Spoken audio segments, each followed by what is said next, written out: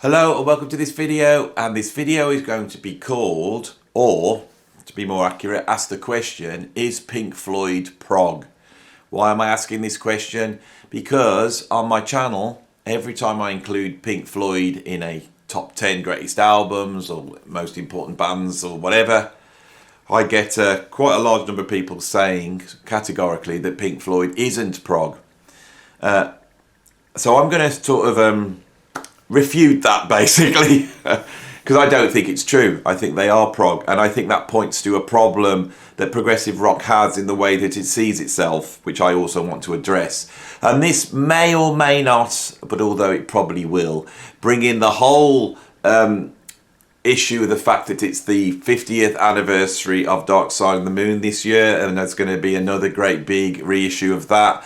And also the ongoing fight between Roger Waters and Dave Gilmour. All that's going to be in this, maybe, because anyone who watches my videos knows I don't really have a plan when I start talking. I really want to address this idea of what is prog and what isn't prog, and it seems quite ridiculous to me when you've got people saying that Pink Floyd is not a progressive rock band. Of course, the problem with this for me is we can't have the genre of progressive rock so wide that it includes everything, but by the same token we can't have it so narrow that it excludes most things, right? If you start doing that, you start becoming gatekeepers to the genre, and there's nothing that will kill a genre stone dead than people putting a big fence around it and saying that's what it is, because then no one's allowed to push against those boundaries and change the genre, which stops it from moving forward. It then becomes a museum piece.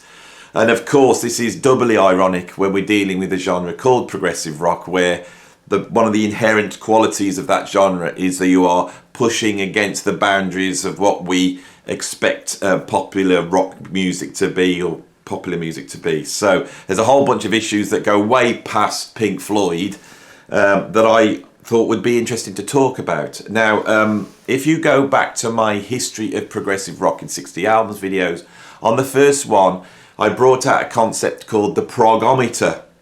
Now, the Progometer is something I invented to determine whether something is prog, and of course prog fans love this, you know, that sort of anal retentive, you know, detail driven sort of platonic perfection mindset of the average prog fan.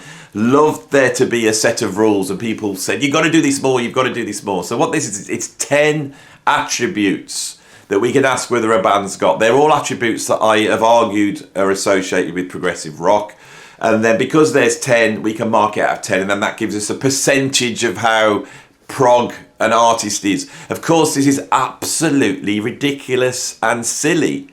And the truth is, if you really want my opinion, it would be a lot more sensible just to not have any of these genres or styles and just listen to music and treat everything as the band in itself and not compare it and all that. That is truly what I believe. But the music industry doesn't work like that. The music industry has to have genre.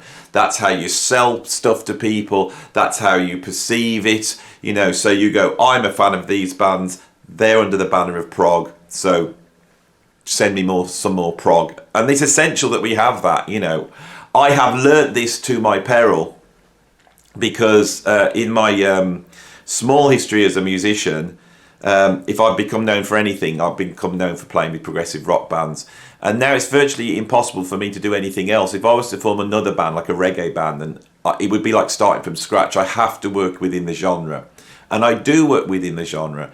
And because of that, it makes me think, what are the parameters of this genre? How far can we push it? How far can we push the fans, right? So this thing, you know, that keeps cropping up where people say that what seems to me one of the preeminent prog bands of all time, where people are saying they're not prog. I know why they don't think they're prog. I know exactly what it is.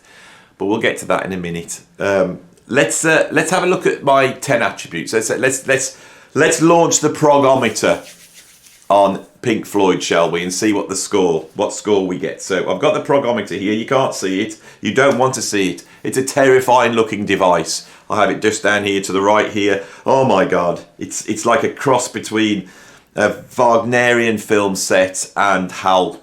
That's what it looks like.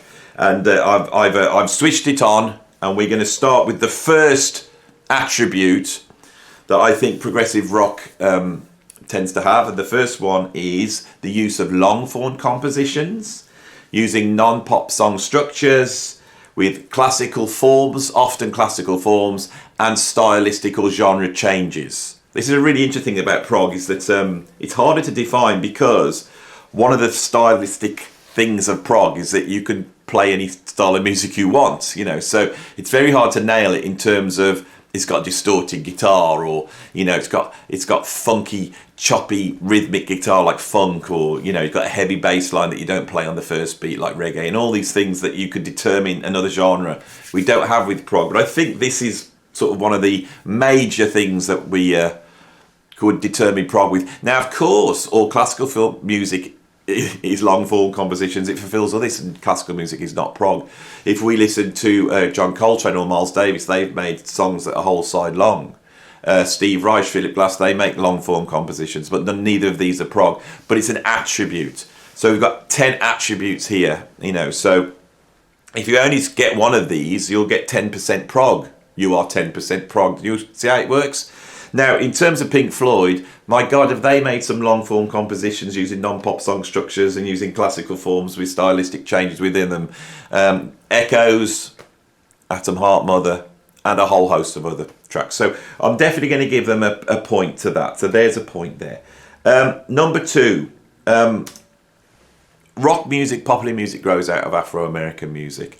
The song is very important with that, in that, and the way you sing is very important. If you listen to the Beatles, for example, the Beatles in the early days are aping singers like Little Richard, Elvis Presley. You can hear that, the Everly Brothers, you know. So that sort of American style of singing popular Afro-American derived vocals is very important in popular music. The Beatles are interesting because they also bring in music hall influences, and they start to change the type of accent you can use. They use much more accents based upon the fact that they're English and from Liverpool. I think this is another attribute. When we look at Jethro Tull, and we look at Yes, and we look at Emerson, Lake and Palmer, all the classic prog bands, they'll often sing in their English accent. Now, of course, Petula Clark, Scott Walker, they also do this, but I think this is another attribute. Now, I think with Pink Floyd, Roger Waters does have a growl and a shout that comes from the blues, but also there's a very English sound to his voice. I think in Dave Gilmour's case, it sounds like an English gentleman singing. So I think we score another point for Pink Floyd there, in their use of non-blues, English accent derived vocal delivery. That's another one. Number 3, the subject matter, right? Most popular music that they sing about having parties, about chatting up the opposite sex, going out and having a good time. All that genre of songwriting subject matter, prog does not do. It sings about much more complex, deeper subjects, often with sort of literary allusions, often with sort of deep, quite disturbing themes. Now, of course, Pink Floyd does this to the nth degree, so I'm definitely going to score them a point for that. I think Dark Side of the Moon is possibly the signature album of an artist making music which is so far away from singing about love and partying. You know, I think that would be the definitive album, which is really, you know, questioning our existence in a sort of existential way. And there's the literary allusion for me with Dark Side of the Moon. Okay, number 4, the use of concepts throughout an album or conceptual continuity. I've widened this to say prog bands often won't make a concept album, but they will link the whole album together with conceptual continuity throughout. A band that really show that approach off would be Gentle Giant. There's so many albums there that are not concept albums. So you get an album like Power and the Glory, which is not concept album, although all the tracks are dealing with the concept of power, right? So that would get you the mark. In Pink Floyd's case, they have made out-and-out concept albums, in my opinion. I would say that the great run of sort of classic albums, which would be Dark Side of the Moon, Wish You Were Here, Animals, The Wall, and The Final Cut, they're all out-and-out concept albums. I would say they were a leader in that area as well, so I'm going to give them a point for that. Number 5, another aspect of progressive rock. A lot of other genres are based upon quite static instrumental or studio approaches. You know, heavy metal is basically guitar, bass and drums. The guitars are distorted. There's a certain dynamic that goes on in that sound. If you look at a funk band, you could say, you know, you've got like that funky choppy guitar, you know, sort of syncopated bass line, syncopated drums. You might get keyboards. We can predict what those keyboards be. Maybe a clavinet or a Fender Rhodes piano, maybe Hammond organ. It's all very predictable.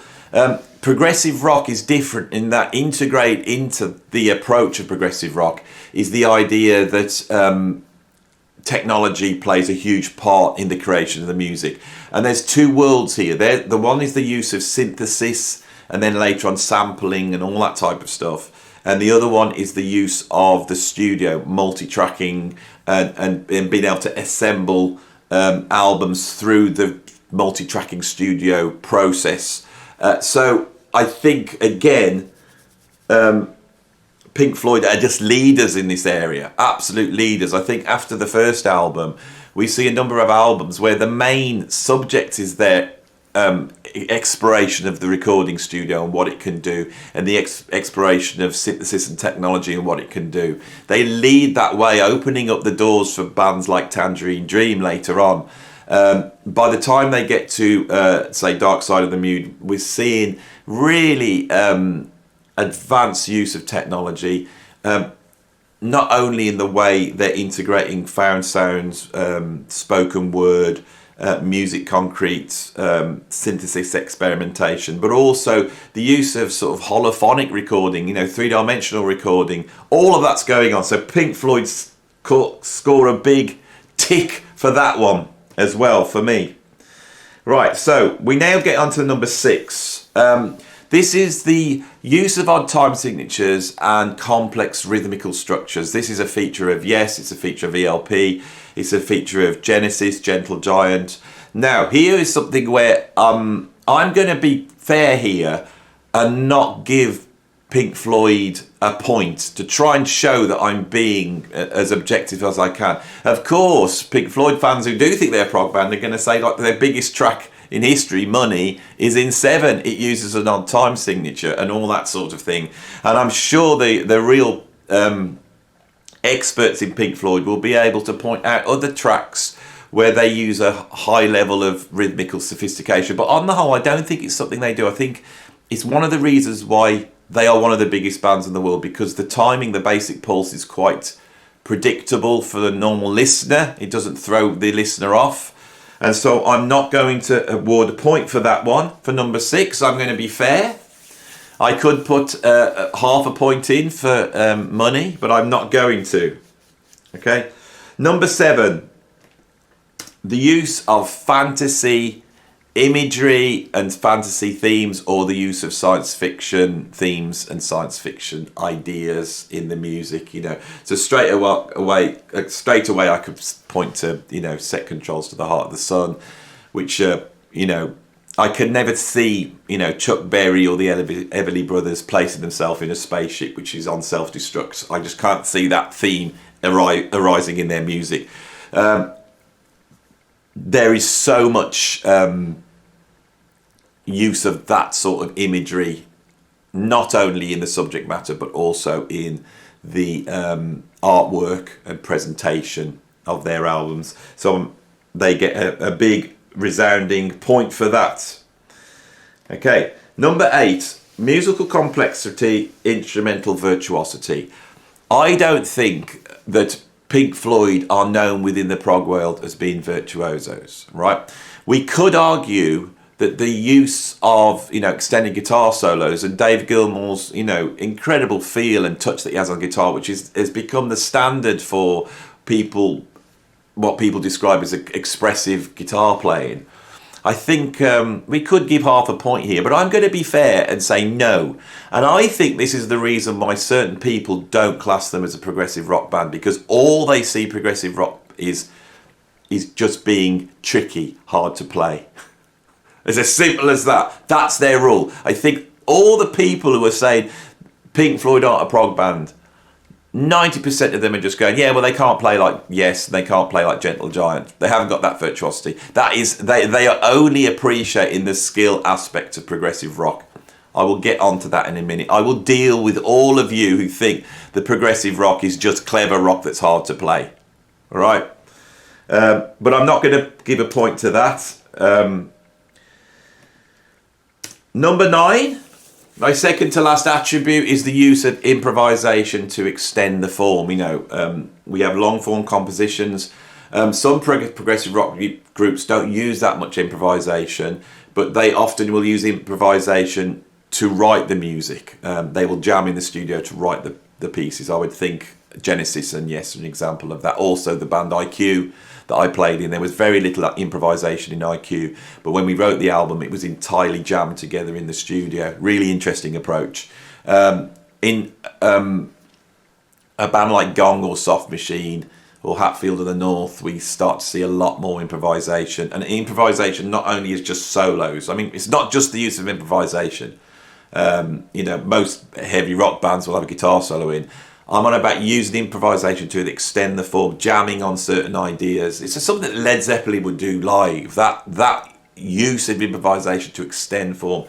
And of course, Pink Floyd did this till the cows came home. So we're going to give a big resounding point for that. And then we get to my final attribute, which is the use of the English aesthetic. At the moment, I am in the middle of creating some videos where I'm going to try and explain what I mean by the English aesthetic. This has been really interesting. The first video came out a few days ago. If you want to check it out, it's called The English Aesthetic Part 1.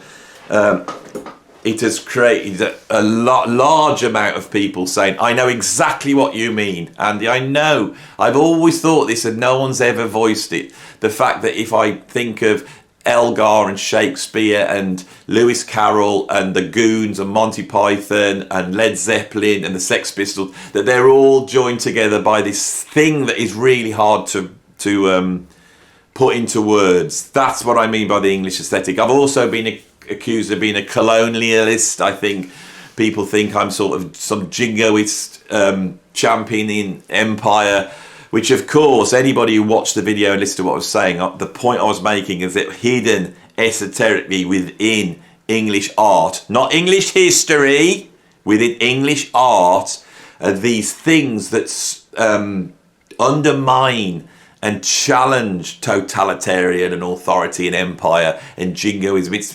That is the very thing I'm trying to elucidate here. And then people have challenged me saying, yes, well, lots of cultures have this, and they do. And where you've had that, you have had the development of sort of liberal, tolerant thinking within that culture, right? These things are really important, and this is where we're going to get onto the second part of this video, which is talking about this whole Dave Gilmour, Roger Waters debate. But the final attribute on my Progometer would be the use of the English aesthetic in the music, which of course Pink Floyd do resoundingly, in my opinion. So if I just press the big button on my Progometer, my Progometer is coming out that Pink Floyd is 80% prog, and that's the lowest estimate. All right, if we'd have put in those half points for the odd times and the use of instrumental virtuosity, we just said that they don't score 0 there, we would be somewhere around about 85%, I would say. If I was really fair, I would put them in at 85%, awarding 2.5 to those two attributes. 80% prog, to me, is pretty prog. All right? So I think the conclusion, having gone through it probably more systematically and logically than anybody who just went, they're not prog, on my comments, you know. I've tried to at least have a criteria and a system. If you've got a better criteria and a system, then write it down in the comments and show me with something as methodical and logical as I have just done that Pink Floyd's not prog. Come on, let's get a counter argument. I can't stick it when people put stuff up and you know it's just their gut reaction, it's their opinion, it's what they like, they haven't thought it through, and they are just putting up what they think, because it sort of undermines the very reason why I'm doing these videos. I do these videos hopefully to get fans of the genre to go, oh yeah, I hadn't quite thought of it like that. I'm deliberately saying stuff which is not intuitive. I'm not going to just come up and say the obvious thing. I'm going to say the thing that's contrarian. I'm going to try and find cracks in the storyline, right, of what prog is. You know why? Because I love this genre and I think it's maligned, right? And so we have a band here that is 80%, over 80% prog, okay? We can now have an argument of where you're going to, you know, draw the line, and I would say it's around about 75%. If you're there, then you're pretty much prog. So I think I've proved my point that no band is 100% prog. That every single artist has progressive tendencies. In Pink Floyd's case, 80% of what they do, right? So when they're doing something, okay, 8 times out of 10, what they're doing is proggy. That's what that means, all right? So I think I've proved the point. Now let's move on to the last final bit of the progometer, right? So let's move on to this English aesthetic. There is an aspect within Western liberal democracies, this idea of free speech, this idea that people should be allowed to say what they want, and that if somebody says something stupid, because everyone's allowed to say what they want, then someone can come along and contradict that person, and we can beat their arguments because everyone has the option to tell the truth. Doesn't mean everyone will tell the truth, right? But it means we can use facts and logic and reasoned arguments to come to a conclusion that respects the idea of truth, all right? I think that the best societies are based upon 2 principles. One is the respect for truth, all right? The other is an appreciation of beauty. You need to appreciate beauty. Beauty is not truth. It's something you need to understand. It's artists negotiate beauty. And in negotiating beauty, that's where our moral standards come from, because our moral standards are not truth.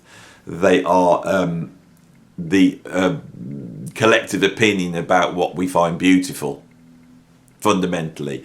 And by beautiful, that can be right or wrong. So an artist will look at a painting, and when they finish it, they'll go, well, that feels right to me. And it's exactly that which also determines our morals.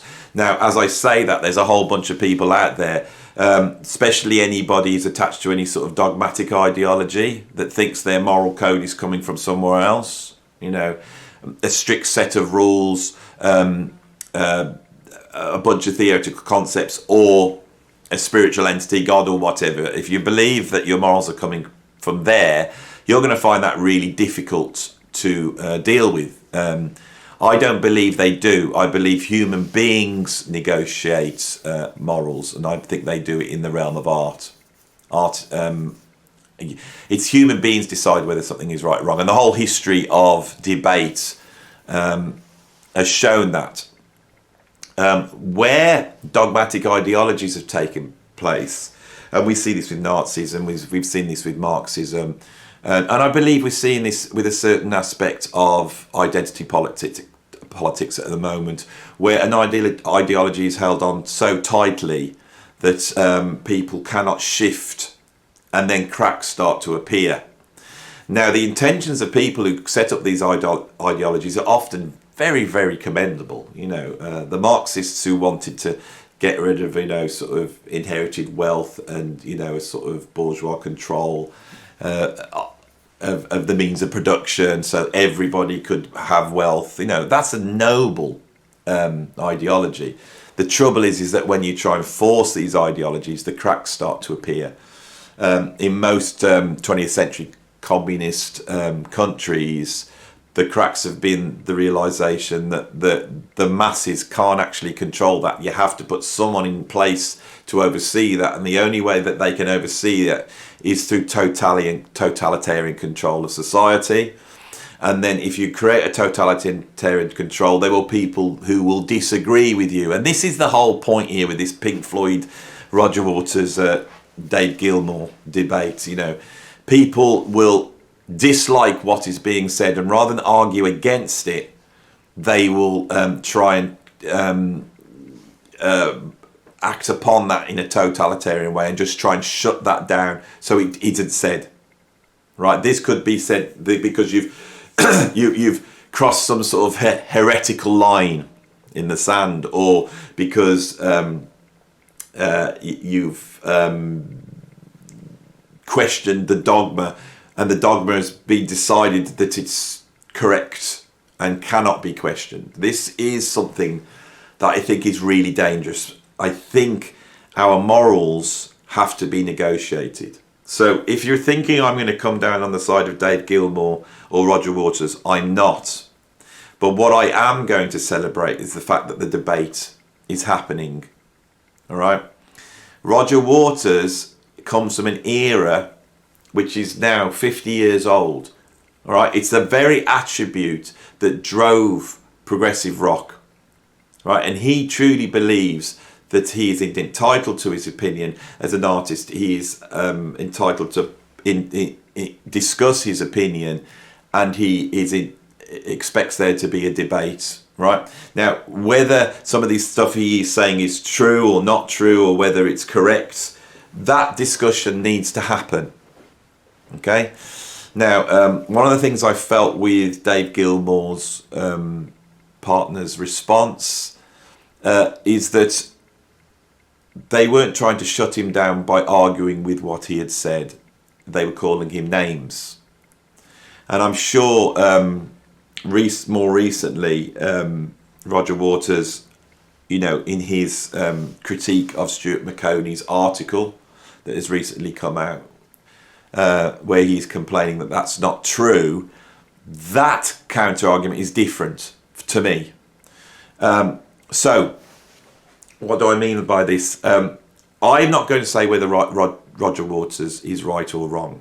What needs to happen is there needs to be a debate, and people need to come up with facts, and they need to be able to not only argue it with facts, but they also need to argue from an aesthetic point of what feels right or wrong, and that needs to be negotiated as well. Okay? Hang on, I've just noticed the battery's running out of my camera because I haven't switched it on. There we go.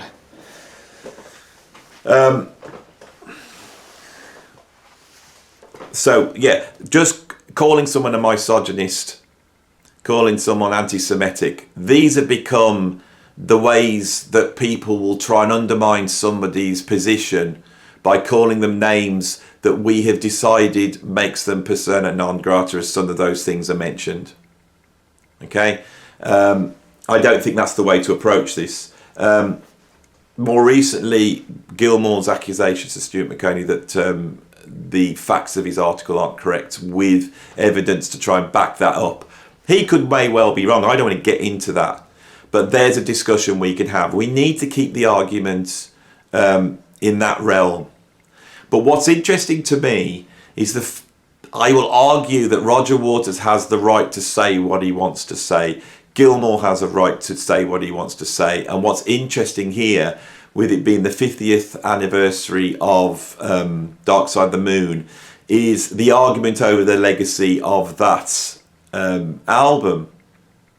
That's what I find very interesting. I do think that Roger Waters, in terms of what the album's about, he's the owner of that album.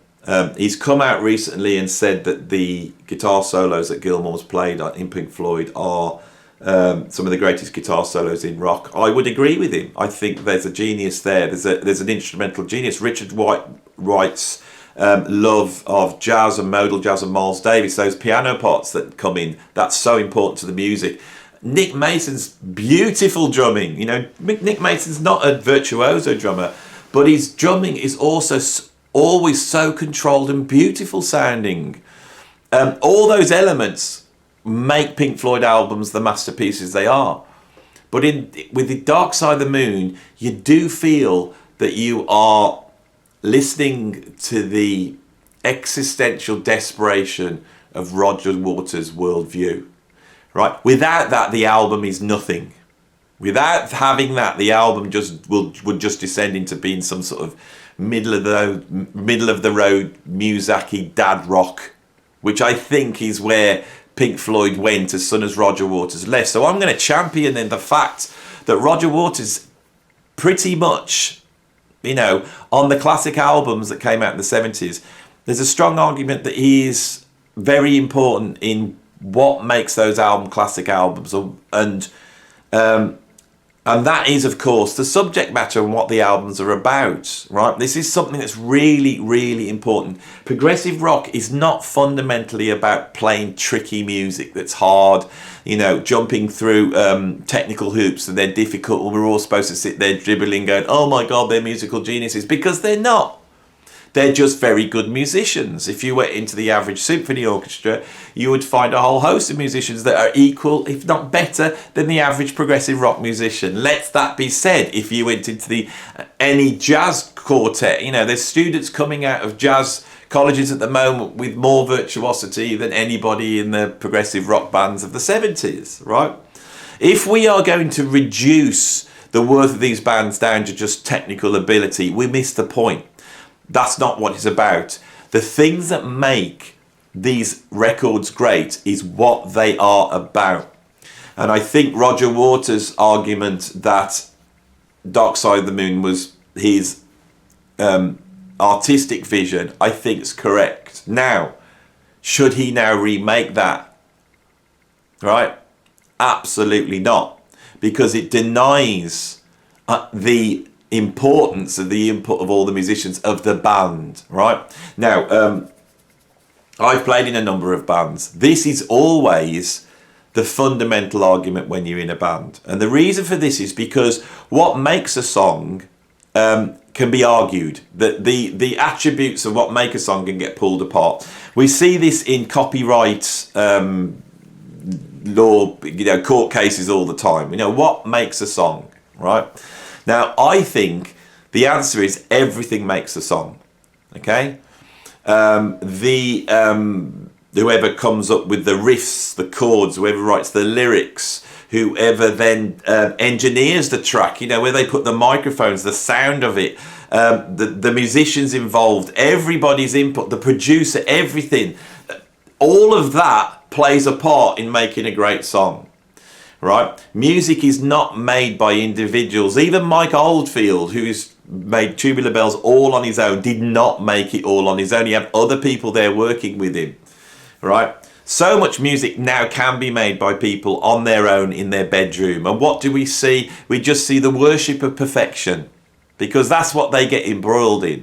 The sort of community aspect of making music that was there in the 70s, I think, obviously, when you go back to that music, contributed to a greater art.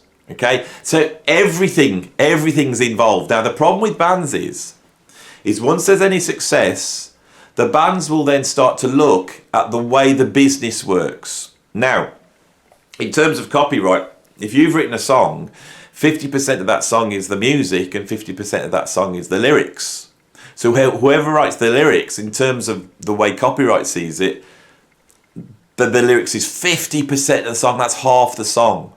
So straight away, in terms of percentages, anyone who's wrote the lyrics can say, well, this is my song. If they've been involved in the music at all, that one person can logically argue that they own more than anybody else. And the poor old drummer that came up with the groove is sat in the background going, well, I'm pretty sure this song wouldn't be that great if I hadn't have done that thing there.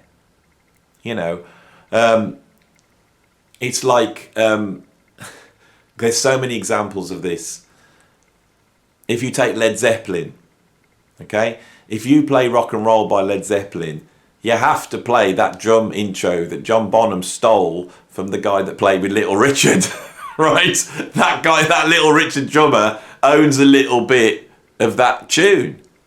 You know, anybody who's watching a covers band play that and they don't go ba-da-da-ba-da-da-da-da-ba, they don't do that at the start, is going to feel cheated. That's part of the tune, right? So what happens in bands, and it's happened in most of the bands I've been in, unless the band from the outset says, we're splitting everything equal. It's all equal. Everyone's got an equal ownership. Even that song that you weren't involved in, drummer, even that song that was just keyboard and vocals, you're still going to get your 20% because we're just going to do it as a collective. They're the bands that stay friends and last, right? I think what we're seeing here is musicians, very old musicians, arguing over their legacy and all trying to prove their importance. And we have a toxic situation where Roger Waters could argue quite logically that he was a very, very important part of the Pink Floyd machine. He was the one, after Syd Barrett left, that provided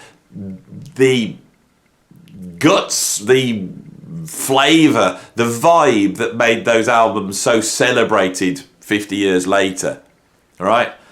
But he no longer owns the band name. Gilmour owns the band name.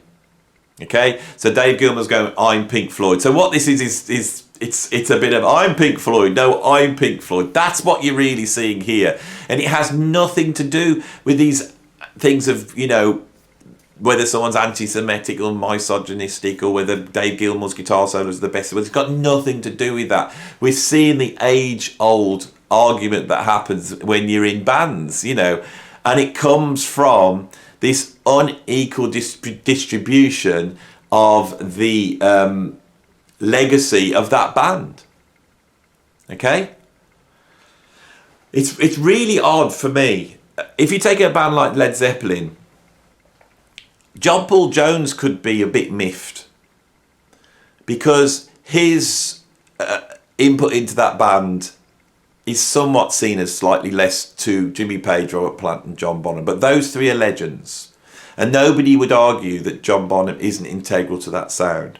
Now, the fact that John Paul Jones is a brilliant arranger, an absolutely brilliant arranger, and worked as an arranger, and arranged so much of what Led Zeppelin did, and if you listen to a Stairway to Heaven or a No Quarter or a Kashmir, the arrangements are so important, and you've got a brilliant arranger in your band. So it's obvious that John Paul Jones had an integral role in that band, but he could feel slightly miffed that he doesn't get mentioned in the same breath as a John Bonham or a Jimmy Page or a Rob Plant. And I'm sure that in terms of the copyright with that band, it was Page and Plant. So they would have made more money, and then they all made a ton of money, but I imagine Robert and Jimmy have made more money out of it. Plus they did the Page and Plant thing later on. So they've been able to extract more money out of it. So when we look at that band, you could see how if you're John Paul Jones, despite all the success, you could be a little bit miffed that your input is not quite regarded by the public in the same way as the other guys are. And I think I just picked the first band that in my head. I think the same thing happened with George Harrison, with the Beatles. It's very difficult for a band to negotiate huge success without that huge success then going to the members' heads and then start to say, well, I was responsible for that. Well, if I hadn't turned up on that day and done that, that would have never have happened. And I can tell you, this channel, which is based upon my experiences of playing in bands, this is where I can really bring that experience in and tell you that's what's going on there, right? It's two dogs arguing over the carcass of Pink Floyd. That's what we've got going on. That's my opinion on it.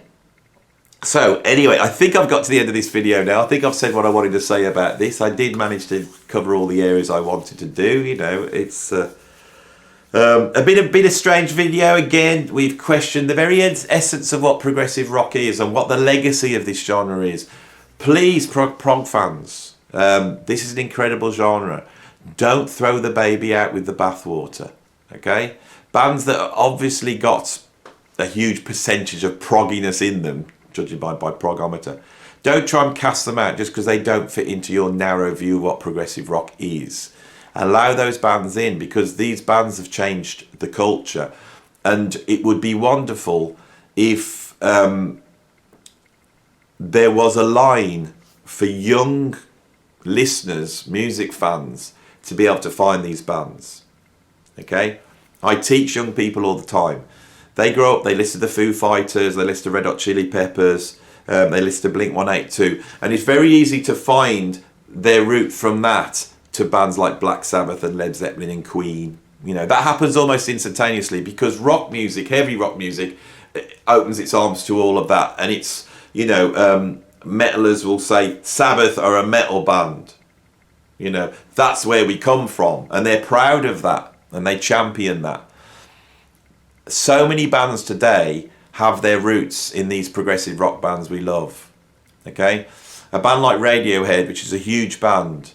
Okay, and then a modern band like Black Midi, we can see the lineage that goes Pink Floyd, Radiohead, Black Midi, and yet all the young kids who are listening to Black Midi and going having their minds blown by this incredible progressive music. It would be lovely if there was a line back from them to these classic prog bands, and that was seen as the lineage. I'm sure the musicians themselves would totally be aware of Pink Floyd. You know, I'm sure the guys in Black Midi will say, yeah, that's been a big influence, you know.